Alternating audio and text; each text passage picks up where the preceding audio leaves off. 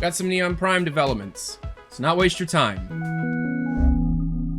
Neon Prime, as we currently understand it, is a third-person shooter MOBA light with randomly generated maps, at least parts of the maps being randomly generated, and the map's so large that a train can take players from point A to point B around different major sections of the map. And although the major goal between the two teams or between the two players, depending on the number of players within the game, because that can change, is to take down the opponent's citadel, there are many other side quests or things you can do in order to gain resources that can help you build items or gain gold in order to buy things. There's a lot going on within every game of Citadel, aka Neon Prime. Up until this point, we have looked at Neon Prime as a game that is a combination of many already available products. Overwatch meets TF2, meets Dota 2, meets StarCraft. That could be really fun, but it's not innovative. It's not the kind of thing that Valve is known for doing. Valve doesn't just make brand new IPs unless they're trying to revolutionize something. You know, we love all those games. We love all those characters and universes, and we have no shortage of opportunities. We try to be a little bit strategic and sort of like, okay, this is the piece of the puzzle that we can solve with this set of technologies that we've developed, and this is the new piece of technology that we think is going to be generally useful, and so this ties up well with this property.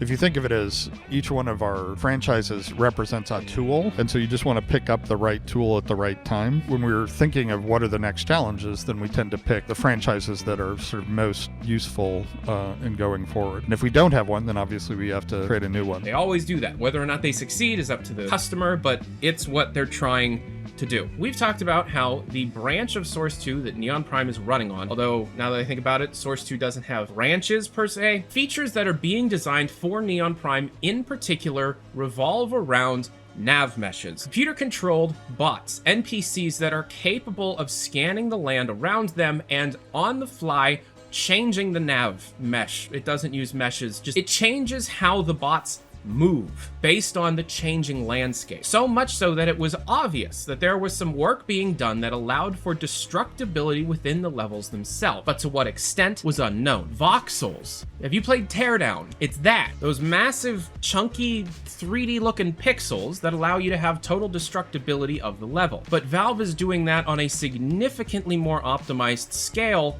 that allows the levels to appear almost as if they're not using a completely different rendering system. Found within the, as of writing, latest Counter-Strike 2 update are two major features. Number one, voxels. The rendering and production of voxels within a 3D environment, within a hammer-based level. The ability for map makers, and we can assume players, to completely change models in real time in the engine. We actually can re-enable the tools by just screwing around with the Counter-Strike workshop files. Adding a bone parent, adding a face color, adding materials to faces, adding vertex pivot data, adding bake texture data, adding bind poses, adding bind pose bones, adding center vertices, adding a convex hull, adding stickers, deleting sections, inflating sections, adding faces through trace, angles, materials, overlapping UVs, or within a box. You can grow or shrink or convert or slice a 3D box, or add smooth vectors or transform, or add new UVs, or weld or transform in general, or duplicate or add a cylinder or cut a cylinder. That's just the models. That is 3D models. Either the entire game is voxels or Valve is doing magic with 3D modeling. Because on top of that, we also can straight up put voxels in the game and show how they can be adjusted and transformed by the player, taking a large landmass and carving directly into it. This isn't Fortnite where you're just building upward. This is a game where you are taking the landmass that the map is based on and changing it at will. It's just not been seen in the AAA space. No one has attempted voxels at this resolution. They're hard to do. Valve even tried them from 2013 to 2017 with a game called ARTI, aka Arty.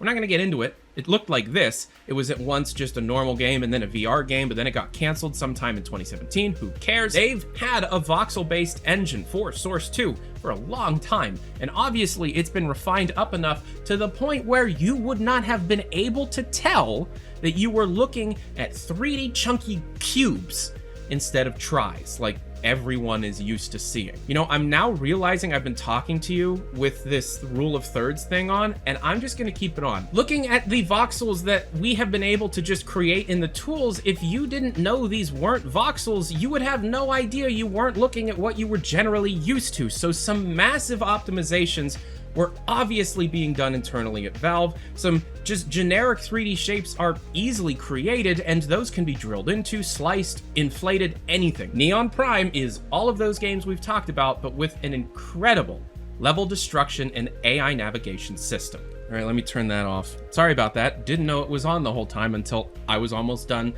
doing the video, and I'm not gonna do it again. I'm Tyler McVicker, the Passionate Gamer. Thank you so much for supporting me over these years, and if you want to continue supporting me, check out my Patreon or Floatplane. You can choose which one you want. You get to see the videos early. You can check out some of my merch. Links to that down in the description below, or maybe somewhere embedded around this video, or just follow my Twitter and join my Discord server, or watch my live streams, twitch.tv/Tyler McVicker. Right now, we're actually marathoning through the Valve games every day until the end of June, trying to raise some money for a big project that I want to do. Thank you very much, everybody. Again, I'm Tyler McVicker, the Passionate Gamer. Talk to y'all later, and I hope you're having a good life. Adios.